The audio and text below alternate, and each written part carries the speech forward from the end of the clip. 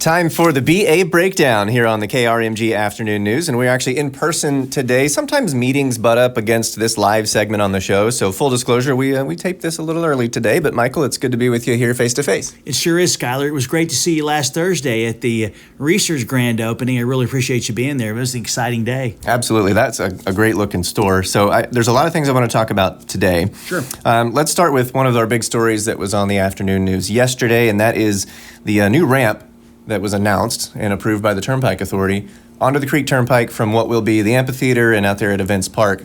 Seems to me like that is going to make getting out of shows a lot faster for people, and it's not the only option, so you can kind of go several directions. Well, that's correct. When we talked to the folks at Notes Live, they told us that their goal was to try to get traffic out of the venue after a concert within 45 minutes. Well, to do that, you either do that through actual public improvements or through traffic management. And so we determined that the best way to accomplish that would be multiple ingresses and egresses. And one of those was working with the Turnpike Authority to actually put what I would call like a Texas turnaround, actually to where you could get back on the Creek Turnpike to head back to the north, which allows you to get to 51st Highway, I should say, or to Tulsa or to other parts around 412 and so forth, much quicker than if you had to actually go through the Turnpike gate. So we're excited about that partnership. Anybody who's left a concert venue right after knows that can be tricky. I just had a show at the BOK the other night, and it always takes a little bit. So it's nice to have other options. And I saw you responding to some people on social media who were saying, "Oh yeah, of course, put us on the Turnpike where we pay to drive away," but that's not the only option. People should know that. Well, that's correct. I mean, you could actually get back onto 101st, for example, and you'd be able to go, to parts east or west. Also, we're building a second road that's going to come out of the Events Park, which is near the elementary school, that will take you out to Highway 51. So therefore, you can get back to Coweta or other parts of Wagner County or into Broken Arrow. And so we really analyzed this. Charlie Bright and his team, along with their consultant, did an amazing job of looking at every opportunity to try to meet that 45-minute time frame in terms of getting people out, because that goes to experience. And part of the experience is not getting into the venue. You need to get into it easily and then having a great experience, and then everybody frets a little bit when it's time to go home to see how long it's going to take. And for us, this is just a great opportunity to make sure that folks get in and out, have a great experience from the beginning to the end, and that way they'll want to come back. I know we're early in construction out there, but is it too early to know when that part will be added? And does the Turnpike Authority take lead on that? Do you guys as the city?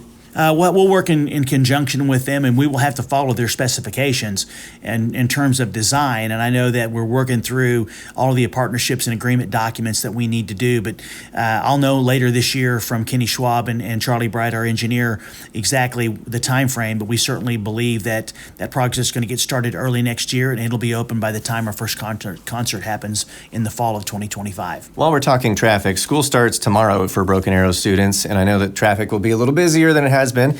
We talked recently about the road improvements around the high school, so that'll be a plus. But also I know you guys are wanting to remind folks about watch those school speed zones, and there are going to be kids crossing streets and things like that. Every year, Skyler, we make a point of using this time as a reminder about the importance of slowing down and watching for the flashing lights, for the speed limit reductions in those areas. And the summer, people start to form a habit. They go a little bit quicker than they normally would. And so the superintendent and I always try to put something out that it's just a friendly reminder for folks to slow down, because we have kids in the crosswalks. We have parents dropping their kids off, and it's just a little bit of a vulnerable time. And so just a friendly reminder is something we always like to do. It's the BA Breakdown. I'm Skyler Cooper talking with Broken Arrow City Manager Michael Spurgeon. And the reason we're taping today instead of doing it live is because you have a big meeting that's happening right around the same time we should be on the air. So let's talk about what that meeting is. I read through some of the agenda items, and I think people will be interested to know what comes out of it when it comes to the grain elevator conversation. We've covered how the city purchased it and now wants to preserve it, but I understand there might be more options for that whole area beyond just keeping it the way it is. Well, the council and I have had some discussions about the need to start having probably a quarterly work session to where we have more of an informal discussion about various topics that we need to discuss in the community, such as the grain tower. As the public knows, we now own it. We purchased it with the specific intent of preserving it. We also have this amazing thing called the Rose District Plaza. We have one of the greatest farmers markets in the area.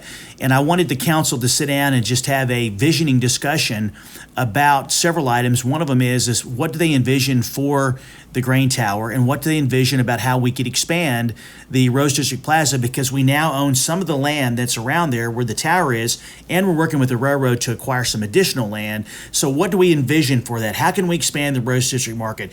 Could we actually look at putting a permanent stage there for concerts that we have several times a year, or even more opportunities? So this is their chance to vision how they'd like to see the grain tower and the plaza come together as an amazing project for our downtown. We've talked about the Rose District and the success of it, but also there's all this other growth, Events Park out east, where we were last week at Aspen Ridge. So there's a lot of areas of big growth in BA. But I guess what you're talking about here at the plaza, it makes me think we're also not going to forget about the Rose District and all the opportunities there. No, I mean, the council's made it very clear that they want Broken Arrow to be a big little town. And by doing that, you have to maintain that identity of who you are. And Broken Arrow is about homecoming parade on a Friday in October. It's about Rooster Days, and it's about these other events that we've been doing for decades that tell people that we are a big little town. And a part of that is having a gathering place where people know to come. Like for our kickoff that we have for Christmas, people know to come to the Rose District Plaza because we're going to light the Christmas tree. That's how you maintain that small town feeling. That's how you maintain community in fact that you get together. So this is just an opportunity to look and see, although we're growing, is to still maintain that small town feel that Broken Arrow's always had. Now, because I live in Broken Arrow and I'm always shopping out here and driving around, I get constant ideas for what to ask you about every week. And over the weekend, I was at Heist Park, drove by the community center, looped around looked at the pool, and I was just kind of checking it out. I hadn't been over there in a little bit. And I know that Elam Park is under development. Is there a plan to have a similar type setup as you'd see at Central Park and Heist Park, with a community center and kind of the whole setup out there at this new park out south? That's the vision. A committee was formed and they made a recommendation that included a master plan. And in that master plan was a potential community center that council may ask the voters to consider approving as a part of our bond package in 2026. So the goal is to provide the southwest part of our city the exact same amenities that we have in Nienhaus. So then if you envision this from a 50,000-foot view, to the north you've got Nienhaus, you've got Central in the middle of town, and then you'd have the same amenities in the southwest part of town, because time is essential to families, small children, to be able to get to the park and recreate, passive or active recreation, and then go about the rest of your lives. And so having access to the same amenities is very important to the council and myself. And so this is a vision opportunity to look at how we'd like to do that for getting ready for the next bond package. It's the BA Breakdown on KRMG. Michael, thank you so much. All right, Skyler, have a great week.